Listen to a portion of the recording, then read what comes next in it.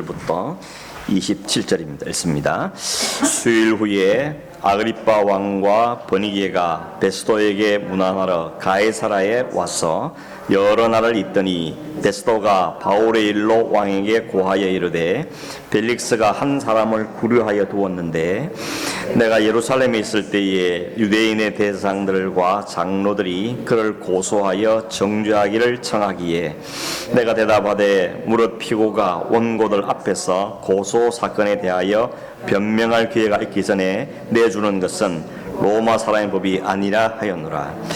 그러므로 그들이 나와 함께 여기 오매 내가 지체하지 아니하고 이튿날 재판 자리에 앉아 명하여 그 사람을 데려왔으나 원고들이 있어서 내가 짐작하던 것 같은 악행의 행위는 하나도 제시하지 아니하고 오직 자기들의 종교와 또는 예수라는 이가 죽은 것을 살아있다고 바울이 주장하는 그 일에 관한 문제로 고발하는 것뿐이라. 내가 이 일에 대하여 어떻게 심리할는지 몰라서 바울에게 묻되 예루살렘에 올라가서 이 일의 신문을 받으려냐 한즉 바울은 황제의 판결을 받도록 자기를 지켜주기를 호소하므로 내가 그를 가이사에게 보내기까지 지켜두라 명하여노라 하니 아그리빠가 베스도에게 이르되 나도 이 사람의 말을 듣고자 하노라. 베스도가 이르되 내일 들으시리라 하더라.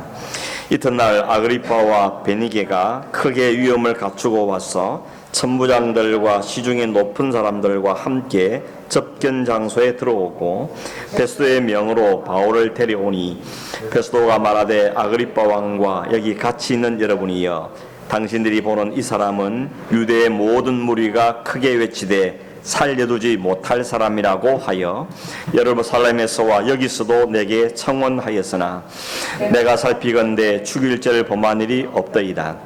그러나 그가 황제에게 상소한 고로 보내기로 결정하였나이다.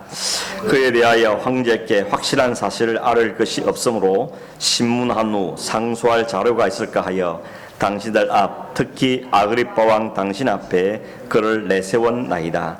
그 죄목도 밝히지 아니하고 죄수를 보내는 것이 무리한 일인 줄 아나이다 하였더라. 아멘. 오늘도 바쁘게 분주하게 살다가 또 이렇게 함께 잠시 시간을 내어서 하나님 앞에 예배하는 시간을 오신 분들을 환영합니다. 진짜 바쁘죠? 아침에 눈을 뜨면 하루가 언제 갔냐 하듯이 벌써 저녁이 오는 그런 분주한 삶을 사는 분들이 많을 겁니다. 우리가 사는 일들 가운데는 정말 시급하고 바쁜 일도 있지만 사실은 또 중요한 일도 있습니다. 어떤 분이 표현하기를 항상 이 두 사이에 끼어있는 긴장감에 산다 이렇게 이야기했습니다. 급한 일과 중요한 일 사이에 끼었다는 것입니다. 대개 우리는 급한 일 때문에 중요한 일이 밀리는 경우가 많은 것이죠. 왜 그런가 하면 중요한 일은 지금 당장 안 해도 표가 안 나지만 급한 일은 딱 눈에 보이기 때문에 그걸 하게 되는 일들이 많은 것입니다. 아마 여러분 그런 경우 많을 겁니다. 이거 꼭 해, 오늘 이거 꼭 해야지 했다가도 딱 눈앞에 일이 보이면 이거 먼저 하고 그러다 보면 진짜 해야 될 중요한 일은 뒤로 밀려버리는 그런 경험들을 하게 되는 거죠. 그 사람들이 우선순위를 적어놓고 그 우선순위에 따라서 체크하면서 오늘 할 일을 해가는 그런 지혜를 발휘하는 사람도 있습니다. 또 한 가지 중요한 건 뭔가 하면 중요하다 하는 그 기준이 누구의 기준이냐 하는 것이겠죠. 내가 생각하기에 중요한 일이겠지만 정말 이게 하나님 앞에서 혹은 주님 앞에서 정말 중요한 일인가 하는 건 기준을 잘 설정하는 것도 아주 소중한 일이라고 말할 수 있습니다. 내가 아무리 중요하다 그래도 하나님 앞에서 하나님 보시기엔 중요하지 않은 쓰잘데없는 일에 열심을 내고 있다면 그건 스스로 의미가 없는 것이 되기 때문에 그런 것입니다. 그런 측면에서 우리가 매일매일도 중요한 일이 무엇인가 정말 중요한 뭔가 하는 것을 잘 구분하고 그것을 우선순위에 잘 두고 잘 처리해가는 그 삶의 지혜도 우리에게 필요하겠지만 우리가 그리스도인에서 인생 전체를 통틀어서 진짜 중요한 것 그 일을 위해서 내가 목숨도 내놓을 수 있다 하는 정도의 정말 중요한 게 뭔가 하는 것들을 우리가 분명하게 확인하고 살아야 되는 것입니다. 사람 누군가 물어서 당신 인생에 가장 중요한 건 뭡니까? 정말 중요한 게 뭡니까? 라고 물어봤을 때 난 이게 내 인생에 가장 중요한 겁니다 라고 말할 수 있는 대답을 갖고 살아야 하지 않겠는가 하는 마음을 갖게 되는 것입니다. 그런 측면에서 사도 바울은 정말 진짜 중요한 게 뭔지를 알고 그걸 위해서 자신의 목숨을 건 사람이라고 우리가 볼 수가 있겠습니다. 우리가 27장 뒷부분을 읽었는데 25장 뒷부분을 읽었는데 25장에 들어오면서 유대 지역을 다스리던 총독이 벨릭스에서 베스도로 바뀝니다. 왜 바뀌었는가 하면 이 벨릭스가 굉장히 잔인하고 이런 통치하는 사람이 있는데 예루살렘 땅에 그 유대 땅에 열심 당원들이 중심된 폭동이 일어났습니다. 이 폭동을 진압하는데 이 벨릭스는 굉장히 무자비하게 로마 군대를 동원해 가지고 아주 무자비하게 일들을 진압합니다. 그러다 보니까 많은 사상자들이 생기게 된 겁니다. 문제는 폭력은 진압한지 모르지만 이게 유대 사회는 큰 문제가 생긴 것입니다. 이게 너무 지나친 거 아닌가 이런 반항들이 생겨졌고 로마 정부에서도 소식을 들어보니까 이 총독이 너무 과했다, 심했다, 오히려 이게 더 큰 문제가 될 수 있겠다 이런 심각성을 깨달은 로마 정부가 총독을 바꿔라, 총독을 바꾼 겁니다. 그래서 새롭게 온 총독 이름이 베스도라는 총독이 오게 됐습니다. 이 베스도가 총독으로 온 지 딱 3일 만에 예루살렘을 방문합니다. 본래 총독이 머무는 곳은 가이사라입니다. 거기에 총독이 머무는 관저가 있고 거기서 그 지역을 통치하는데 예루살렘을 3일 만에 방문했다는 것은 그래도 유대 사람들에게는 종교적으로나 행정적으로 모든 면에서 예루살렘이 중심이기 때문에 수도이기 때문에 그곳에 빨리 가서 그 사태를 잘 파악해보고 또 민심도 잘 도닥거리고 그 유지들과도 관계를 잘 맺어서 앞으로 자기가 총독으로서 이 지역을 다스리는데 지장이 없게 하기 위해서 예루살렘을 재빨리 방문하게 된 것입니다. 그리고 새로운 총독이 온다는 소식을 들었던 유대의 지도자들, 대상과 높은 관리인 사람들은 이게 기회다 생각으로는 이 기회를 놓치지 않습니다. 그래서 베스도에게 어차피 우리의 마음을 얻으려고 왔으니까 그 마음 호의를 이용해서 우리의 계획을 이루어야 되겠다 생각한 겁니다. 그 계획이 뭡니까? 바울을 죽이겠다는 것이죠. 그래서 베스도 총독이 왔을 때 그 베스도를 찾아가서 우리가 바울을 고소하고 싶은데 지금 가이사라에 있으니까 거기 두지 말고 예루살렘 오게 해서 여기서 재판을 받으면 좋겠습니다 라고 청을 냈습니다. 근데 베스도가 그 이야기 들은 다음에 별 생각 없었겠지만 사실 이들은 속셈이 있는 거죠. 그들이 가이사라에서 예루살렘으로 거의 한 100km가 넘는 길 오는 동안에 길목에 딱 준비하고 있다가 기회를 노려서 바울을 죽여버리겠다는 이런 계획을 갖고 있던 것입니다. 이건 이미 2년 전에 벨릭스 총독 때도 계획했던 거죠. 그때는 예루살렘에서 가이사로 가는 그 길 가운데 내보겠다가 그걸 해치려고 그랬는데 너무 군대가 470명 군대가 에워싸고 있으니까 도저히 40명 갖고는 할 수 없기 때문에 계획이 실패했는데 이번에 또다시 베스도를 이용해서 이 계획을 세우고 바울을 죽이려고 작정을 했던 것입니다. 여러분 2년이 지났는데도 절대 야심을 그 계획을 포기하지 않는 사람들 보면서 이 사람도 참 대단한 사람들이죠. 얼마나 집요한 사람들입니까?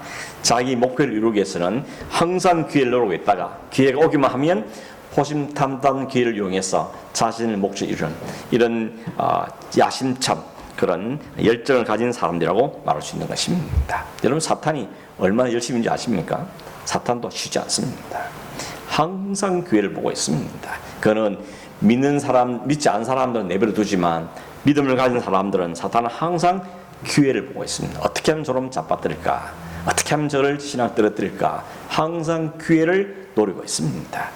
그리고 그 기회가 조금만 틈 보이면 어느 틈인가 찾아와서 우리를 넘어뜨리려 하고 영주로 죽이려는 시도를 계속해서 하고 있는 것입니다. 여러분 이 사람들이 이런 잘못된 열심을 갖고 바울을 죽이는 그 열심을 좋은 데 사용하면 얼마나 좋았겠습니까? 죽기를 각오하고 먹지도 않고 마시지도 않은 그 열정을 갖고 바울 한 사람 죽이게 덤비는 그 열정을 정말 좋은 데 사용했다면 참 좋았을 텐데 이 빗나간 열심이 오히려 그들을 망하게 하는 것입니다. 과거에 사울 왕이 그랬습니다. 사울이 왕이 될 때 어떤 사람들보다 자기 특출한 사람이었죠. 키도 크고 잘생기고 지혜롭고 모든 사람 보면서 왕의 만세를 외쳤던 사람이 사울 왕이었습니다. 그렇게 좋게 출발을 했는데 결국 그 이후의 성경을 보면 사울의 남은 인생을 다 어디 허비합니까? 다윗을 죽이려는데 다윗을 시기하고 미워하고 내가 저놈 죽여야 되겠다. 이것에 남은 생을 다 허비한 걸 보면 참 안타깝지 않습니까? 사람을 세우고 살리고 그 사람을 잘 살도 돕고 이런데 열정을 부어도 뗄까 말까인데 사람을 죽이겠다고 평생 자기 가진 권력과 군대와 힘을 갖고 남을 죽이는 데 혈안된 모습은 참으로 안타까운 일이 아닐 수가 없는 것입니다. 오늘 우리에게도 돈이 있습니까? 힘이 있습니까? 실력이 있습니까? 그것 가지고 사람을 살려내고 사람을 돕고 교회를 세우고 그래 열정을 내야 될 텐데 어찌든지 다른 사람 해치고 비방하고 모욕하고 이런데 우리의 혀와 우리의 모든 게 사용되고 있다면 참으로 거쳐야 되는 것입니다. 빨리 거치고 이 모든 걸 주님이 기뻐하시는 데 쓰임받기 위해서 우리가 기도하고 사람을 살려내고 우리의 가정을 살려내고 이웃 살리고 교회를 잘 세우는데 우리가 모든 열정들을 쏟아붓는 그런 저와 여러분 되기를 간절히 바랍니다. 베스도는 두 가지 일을 들어서 그들의 요청을 거절했죠. 하나는 뭔가 하면 바울이 가이사랴 감옥 안에 있는데 도망칠 염려 없다.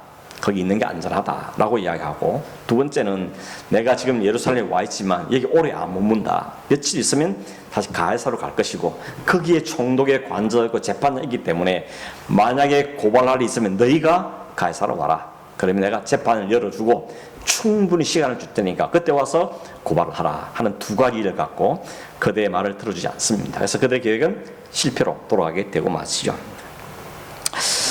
베스도가 예루살렘 한 8일에서 10일 정도 더 머물다가 가이사랴로 돌아갔고 가이사랴에 가자마자 그 다음날 재판을 열죠. 약속을 지키기 위해서 재판을 열고 자기를 따라온 유대인들에게 또 제사장들에게 바울에 대해서 말할 수 있는 기회를 그들에게 제공한 것입니다.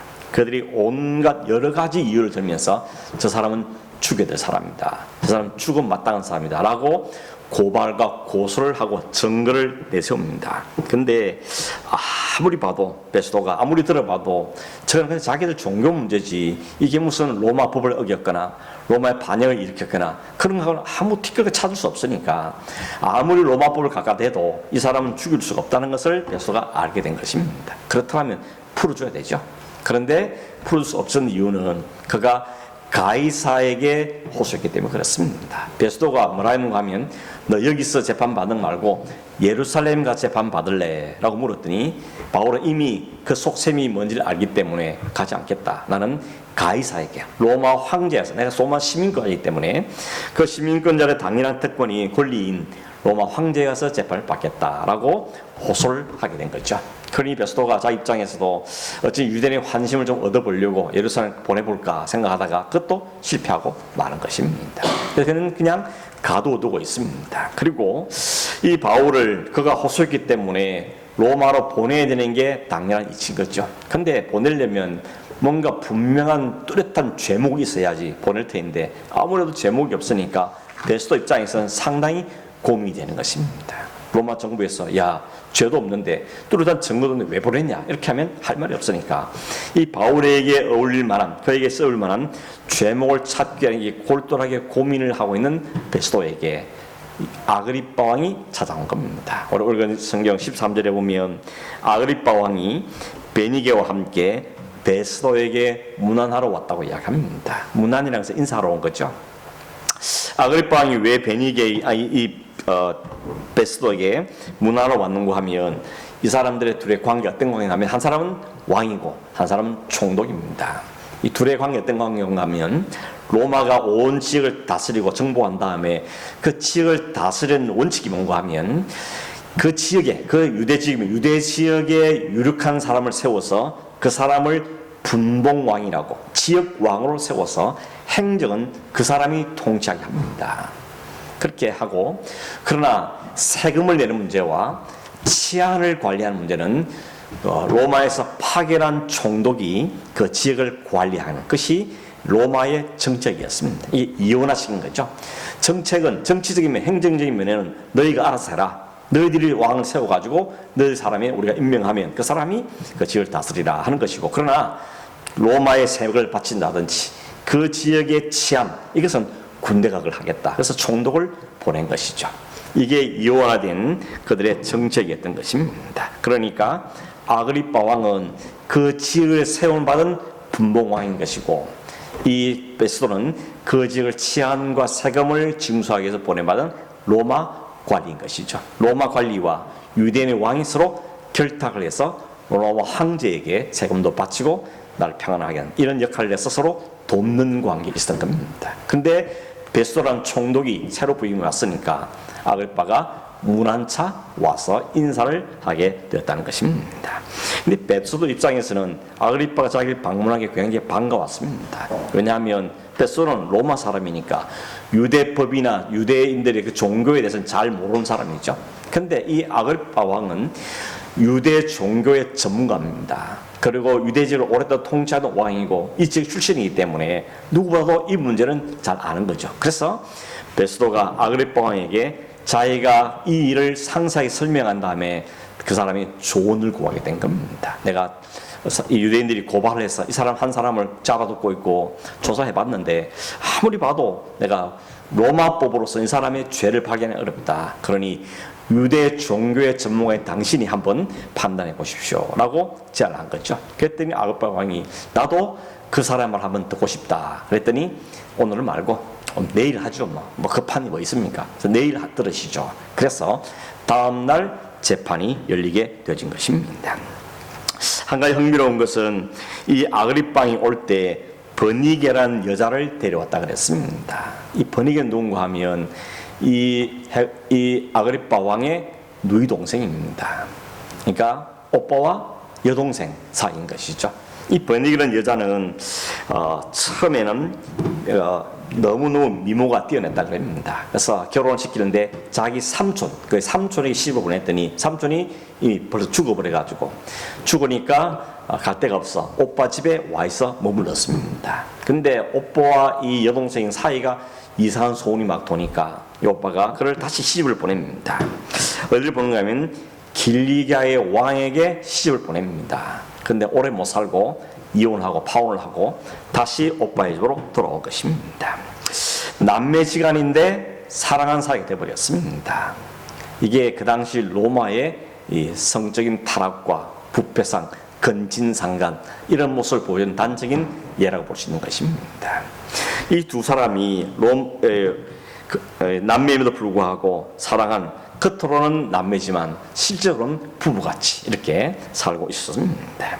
뿐만 아니고 AD 70년 그러니까 예루살렘이 멸망할 때 그때 이 로마 장군 디도를 유혹해서 그의 첩이 됐죠.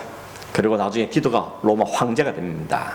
근데 로마 황제가 됐으니 황후가 돼야 되는데 또 디도 마음이 바뀌어가지고 여자를 버려버리고 다른 여자와 다시 결혼하는 바람에 이 여자는 그냥 또 낙동강 오리알되는 그런 신세가 된 여자가 버니게입니다. 그리고 이 버니게는 전임 총독이었던 벨릭스 총독의 자매, 아내의 자매입니다. 언니 동생 사이라는 것이죠. 그가 드루실라인데 그 드루실라도 본래는 이웃나라의 왕자와 약혼을 했었는데 파혼을 하고 또 다른 왕자의 시집을 갔는데 그 벨릭스 총독이 확심을 품고 그 여인을 꼬셔가지고 나 총독을 가는데 나 따라가자 그래가지고는 총독의 아내가 되어버린 것입니다. 무슨 이야기입니까? 그 언니의 그 동생인 거죠. 그 당시 사회가 얼마나 성적으로 부패하고 타락하고 엉망했는가 하는 것을 이런 관계를 통해서 우리가 볼 수 있는 것이죠. 살인하고 간음하고 근친상간 이렇게 얼룩진 사회였다는 것입니다. 그러니 이 헤롯 대왕, 이 아그리빠 왕이 오래가지 못합니다. 딱 4대 만에 헤롯 왕가를 완전히 멸망을 하고 마는 것입니다. 이런 사람들이 감히 하나님의 사람 바울을 재판한다는 것이죠. 이게 참 말이 안 되는 거 아닙니까? 자기들이 더 더럽고 추하고 그렇게 살면서 어떻게 정직하게 살고 하나님이 사는 사도 바울을 책망하고 재판하겠다 하는 것은 참으로 넌센스가 아닐 수가 없는 것입니다. 아무튼 베스도가 그 아그리빠 왕에게 상황을 설명하고 그 아그리빠 왕은 그 이야기를 듣게 되는 것입니다. 역시 들어보니까 역시 그들의 종교 문제이지 그런 로마 법이나 이런 것은 아니라는 것이 분명하게 드러나게 되는 것입니다.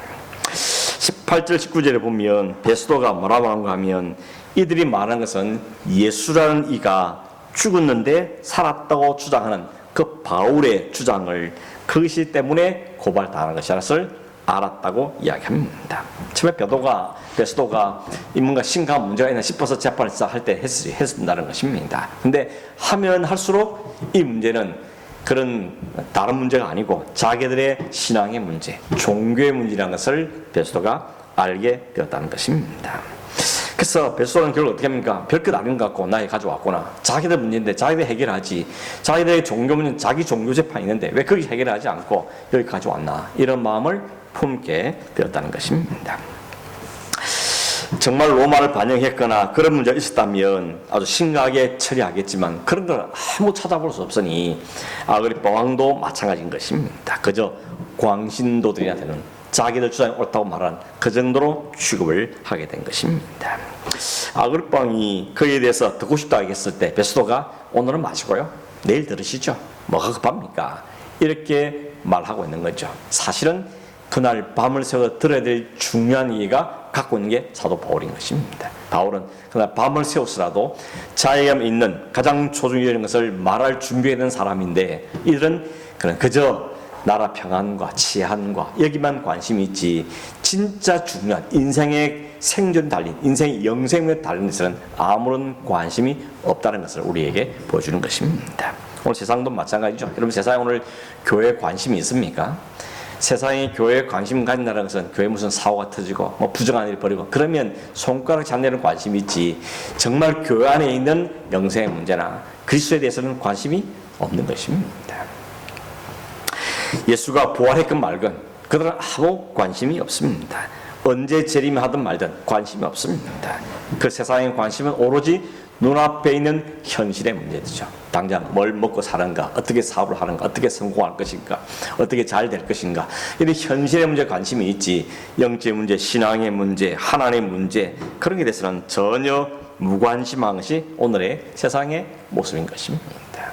더 심각한 문제는 뭔가 하면 교회는 오는데 불구하고 여전히 우리가 이 중요한 문제에 관심이 없다면 이거 참 안타까운 일이고 이건 심각한 문제가 아닐 수가 없는 것입니다. 오늘 이 바울의 문제에 대해서 베스도의 태도를 보면서 오늘 우리의 태도를 다시 한번 생각해보는 기회가 되면 좋겠습니다. 베스도가 예수 십자가 부활 그건 난 관심이 없어. 거기에서 내가 알 바도 없고 그렇게 말한 태도를 보이고 있는데 오늘 우리에는 예수의 십자가 부활이 얼마나 중요한 사건으로 우리가 생각하고 있냐는 것입니다. 교회는 다니는데 예배도 드리는데 봉사도 하고 다 하는데 정말 그 모든 기본 근거가 예수 그리스도의 십자가 부활이 우리 모든 삶의 신앙의 기본이 근본되고 있냐는 것입니다. 그저 왔다 갔다 하고 있는 것인지 아니면 흉내매 하고 있는지 아니면 다른 목적 때문에 오고 있는가 하는 점에서 우리는 심각하게 스스로에게 진단하고 질문할 필요가 있다는 것입니다. 예수 그리스도의 십자가 부활이 나에게 가장 중요한 사건인가 그 신앙이 나에게 가장 중요한 문제가 되고 있는가 하는 점들을 우리는 살펴보아야 된다는 것입니다. 여러분 십자가 부활은 기독교 신앙의 핵심이죠. 아니 우리의 신앙의 가장 핵심일 수밖에 없습니다. 왜냐하면 십자가 없었더라면 우리는 사는 게 없는 거죠. 십자가의 능력이 없으면 오늘 우리의 생명은 없는 겁니다. 주님께서 친히 자신의 생명을 우리에게 내어주시고 우리를 살려주지 않았더라면 그 십자가를 통과하지 않으면 우리에게는 영원한 생명이라는 것이 주어질 수가 없기 때문에 그렇습니다. 주님이 죽으실 때 우리가 주님과 연합되어서 주님과 함께 죽어야 주님과 함께 다시 살게 되는 것이죠. 이 원리가 우리에게 분명히 각인되어 있는 거예요. 이게 우리 믿음으로 자리 잡고 있어야 되는 겁니다. 내가 주님이 십자가에 죽으실 때 나도 함께 죽고 내 죄가 함께 주님과 함께 죽고 그 주님이 보혈에 덮어져서 내가 함께 시선을 받고 주님이 살아났을 때 나도 같이 살아난 이 십자가 부활의 소망과 믿음이 우리에게 분명하게 있어야 되는 것입니다. 우리가 구원받는다 말할 때 구원을 다른 말로 뭐라 그럽니까? 본 어게인이라 그러죠. 다시 태어난다. 거듭난다고 말하죠. 거듭난다는 말은 죽고 다시 산다는 거죠. 오늘 우리에게 주님 십자가에서 죽고 주님과 함께 살아난 이 사건이 우리에게 일어나지 않으면 그 사람은 참된 의미에서는 그리스도에 말하기가 어려운 것입니다. 그저 크리스찬, 교회 다닌 사람은 일지 모르지만 그리스도인은 이 십자가 부활을 통과하고 이 믿음으로 받은 사람이 아니면 그 사람은 그 진정한 의미에서 그리스도를 말하기가 어렵다는 것입니다. 그 당 십자가는 최고의 사형 언도하는 집행이었죠. 그러니 아무도 십자가를 좋아하지 않습니다. 사랑하지 않습니다. 오히려 거기 달린 사람을 향해서 침을 뱉고 욕을 하는 것이 십자가였습니다. 그러니 십자가 달리신 주님을 향해서 누가 그 사람에게 칭찬하겠습니까? 다 등을 돌렸던 것이죠. 오히려 얼굴을 돌리고 고개를 쩔레쩔레 흔들면서 침을 뱉던 것이 사람의 모습이었습니다. 그런데 하나님께서는 그 십자가를 통해서만 우리의 구원을 이루시겠다고 말씀하셨고, 그 말씀대로 언약대로 주님이 십자가를 지시고 우리의 모든 죄의 대가를 치러내시고 그 주님과 함께 우리를 죽이시며 다시 주 안에서 살려내신 일들을 우리에게 이루어 주신 것입니다. 십자가만 있었다면 실패지만 우리의 부활의 소망이 있다는 것이 우리에게 얼마나 놀라운 축복인지 모르는 것입니다. 성경은 주님의 부활의 첫 열매라 그러죠. 첫 번째 열매, 그것은 두 번째, 세 번째 열매 있다는 것인데 오늘 우리의 부활에 대한 약속이고 소망이 되어 있는 것입니다.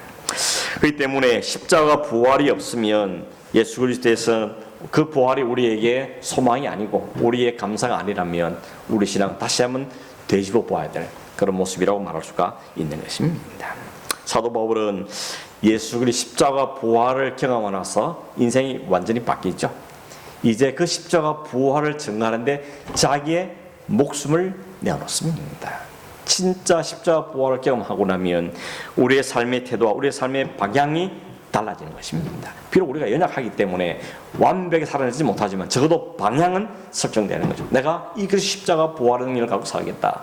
이것이 나의 소망이라는 것을 분명히 갖고 사는 삶을 가지게 되는 거예요. 그래서 상대적으로 바울은 자기가 가진 학력, 자기가 가진 시민권 모든 걸 다 뭐로 이긴다 그러죠? 배설물로 이긴다는 것입니다. 여전히 그 소중한 것들입니다. 하나님 그걸 소중하게 사용하십니다. 그런데 바울은 하나님과 비교하면, 그리스도의 십자가 부활과 비교하면, 그 영원한 생명과 비교하면 이것은 쓰레기라는 것입니다. 그건 배설물이라고 이야기하고 있는 것입니다. 이제는 이것 때문에 내 주인이 될 수가 없고 주님만이 내 인생의 주인이심을 고백하는 것이죠. 이제 더 이상 내 야망과 내 욕심을 사는 사람이 아니고 주님이 기뻐하시는 삶, 주님이 이끄시는 삶을 위해서 살겠다는 고백이 그 안에 터쳐 나오는 것입니다. 더 이상 나는 없다는 거죠. 더 이상 나는 없고 내 안에 사는 주님만 있고 주님이 나신 목표가 있고 주님이 이끄는 그 삶만 우리에 있다는 것을 고백하게 된다는 것입니다. 그래서 베스도의 눈에는 아무것도 아닌 사소한 일일지 모르지만 사도 바울에게서는 자기의 생명을 걸 만한 중요한 사건이 바로 십자가 부활에 대한 복음의 말씀이었던 것입니다. 그런 점에서 오늘 우리는 어떤 자리에 있는가? 혹시 우리는 베스도 같은 시선을 갖고 십자가 부활을 바라보지 않는지, 정말 바울처럼 그 십자가 부활이 자신의 전부이고 자신의 생명이고 모든 가장 소중한 가치로 온전히 받아주고 있는가 하는 것입니다. 여러분, 베스도는 나중에 바울이 이야기를 잘 한 다음에 뭐라고 말하면 26장 24절에 보면 베스도가 크게 소리내어 이르되 바울아 네가 미쳤도다. 네 많은 학문이 너를 미치게 한다. 미친 소리를 받아는 것입니다. 십자가의 부활, 그 십자가 부활의 말씀을 미친 사로, 정신 나간 소로 받아들인다는 것입니다. 이것은 여러분 우리가 보기엔 이상할지 모르지만 사실은 그 십자가 은혜를 경험하지 못하면 미친 소리가 맞는 거죠. 이상한 소리 하지 말라고 말할 수밖에 없는 것입니다. 바울이 빌립보 3장에서 뭐라고 고백합니까? 무엇이든지 내게 유익하던 것을 내가 그리스도를 위해 다 해로 여길 뿐더러 또한 그것을 모든 걸 해로 여긴 것은 내가 예수 그리스도를 아는 지식이 가장 고상하기 때문이다 라고 이야기합니다. 그리스도 아는 세상이 가장 고상하기 때문에 다른 어떤 것도 그 그리스도 아는 지식과는 비교될 수 없다는 것이죠. 이걸 소유했기 때문에 다른 것은 내가 다 버릴 수 있다고 이야기를 하고 있는 것입니다. 이것은 내가 그리스도 안에서 얻은 것이라 얘기하죠. 율법으로 만든 것이 아니고 모든 것이 그리스도 안에서 얻어진 것이다. 그 이 믿음은 하나님께 주어진 것이라 그런 온전히 고백을 하고 있는 것입니다. 그런 말하죠. 내가 그 그리스도와 그 십자가 부활에 참여하기 위해서 날마다 어떻게든 죽은 자에서 내가 부활에 이르고 그 주님과 함께 살기를 소망한다. 이런 고백을 하는 걸 보게 되는 것입니다. 그런 점에서 오늘 우리는 어떻습니까? 이 세상의 가장 큰 성공과 영화를 누린다고 해도 그것이 주님의 죽으심과 부활에 비춰보면 아무것도 아니라는 것을 얼마 우리가 인식하며 사냐는 것입니다. 물론 이 땅에 사는 동안에 필요하죠. 건강도 필요하고 돈도 필요하고 가정도 필요하고 집도 필요하고 다 필요합니다. 그러나 절대적인 비교 앞에서 하나님 그리스도 앞에서 비춰볼 때는 여기서 언제든지 내가 포기할 있어야 되고 포기할 수밖에 없는 것들인 것을 고백하면서 우리 안에 진정한 생명 그리스도의 십자가 은혜가 주어진 것 때문에 우리는 감사하고 찬송해야 되는 삶을 살아가게 된다는 것입니다. 바울의 삶의 목표는 바로 그것이었습니다. 바울의 확신, 바울의 믿음, 바울의 소망, 그것은 바로 예수 그리스도를 알고 그 안에서 참 가치를 발견하고 그리스도의 부활에 참여하고 장차절 그리스도에 오실 때 기쁨과 영광으로 주님의 나라에 들어가는 것, 그것이 바로 그의 소망이었던 것을 이야기하고 있는 것입니다. 그래서 만약에 그 부활이 없다면, 만약에 주님 다시 사심이 없다면 우리처럼 불쌍한 사람이 없느냐라고 고백하고 있죠. 다 얼마나 이게 불쌍한 일인가, 얼마나 안타까운 일인가를 이야기하고 있는 것입니다. 믿음도 없던 것이고 여전히 죄 가운데 붙들려 살 수밖에 없는 것이고 그 죄 가운데 있으므로 세상 것에 매여 살 수밖에 없는 것이 우리 인생인데 우리에게는 참 소망이 주어지기 때문에 이 소망 때문에 우리가 살게 된다고 이야기하고 있는 것입니다. 그 소망이 있으니까 어떤 형편에 처해도 어떤 환경을 만나도 그 속에서 기뻐하고 감사하는 믿음의 삶을 살게 하는 소망 가운데 찬송하며 사는 거죠. 그래서 감옥에 갇혀도 찬송하고 붙잡혀 가도 찬송하고 어딜 가든지 찬송하는 이 믿음을 삶을 사는 것을 우리에게 보여주고 있는 것입니다. 여러분, 결론적으로 예수 그리스도의 십자가 부활은 베스도가 인정하든 않든 아그리파 왕이 받아들이든 안 받아들이든 그것은 진리인 것이죠. 그건 사실인 것입니다. 좀 심하게 말해서 오늘 우리가 믿든 안 믿든 그것은 변함없는 진리고 가장 중요한 사실인 것입니다. 그 십자가의 부활이 없으면 진짜 중요한 것은 놓치고 사는 사람들이라고 말할 수가 있는 것입니다. 만약 그리스도 안에서 우리가 바라는 것이 이생뿐이면, 이상뿐이라면 이렇게 사는 것은 너무 허무한 것이죠. 헛된 일인 것입니다. 그러나 우리에게 분명한 소망과 분명 하나님 나라가 약속이기 때문에 그 안에서 우리는 오늘도 견뎌내고 참으며 믿음의 삶을 살아가게 되어지는 것입니다. 말씀 맺습니다. 여러분, 오늘 우리는 부지런히 삽니다. 열심히 삽니다. 바쁘게 삽니다. 그러나 그저 급하게 살 것이 아니고 정말 중요한 무엇인지를 알고 사는 게 필요한 것이죠. 그걸 알기 위해서 우리는 날마다 말씀의 자리로 가고 기도의 자리로 가는 거죠. 거기 가야만 내 인생의 목표와 내 인생의 방향을 다시 한번 점검해 볼 수 있기 때문에 기도하면서 말씀 앞에서 내 인생이 잘 가고 있는 것인가, 나 정말 뭘 위해서 열심히 살고 있는가, 내 인생의 가장 진짜 중요한 가치는 무엇인가 하는 것을 확인하게 되어지는 것입니다. 여러분, 예배는 그런 의미에서 참 중요하다고 생각합니다. 일주일 내 분주하게 살고 열심히 살고 이것치게 살다가 잠시 그날만이라도 다 내려놓고 하나님 앞에서 찬송하고 기도하고 말씀을 들으면서 우리 인생의 방향을 다시 설정하고 다시 확인하고 잘 가고 있는지를 확인하고 잘못된 수정하고 하나님 말씀 따라 살아가는 그 삶을 하는 것이 바로 우리에게 진정한 가치가 있는 시간인 것입니다. 거기 없으면 오늘 베스도처럼 벨릭스처럼 지겨운 시간 없어, 틈나면 들을게 라고 말하는 같이 베스도처럼 내일 듣겠다 미루는 일이 생길 밖에 없는 것입니다. 그게 진짜 중요한 건데 오늘 밤을 지나기 전에 해결될 문제인데 해결되지 않은 것을 그걸 관심을 가지고 못하게 되는 것입니다.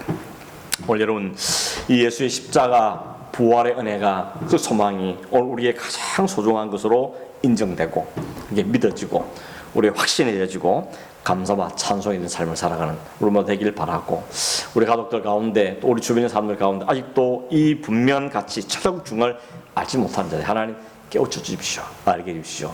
깨닫게 해주십시오. 그래서 정말 바른 길, 바른 방향에서 인생을 부실히 달려갈 수 있도록 역사해 주십시오. 이것이 우리의 소망과 또 기도의 제목이 되어지기를 간절히 바랍니다.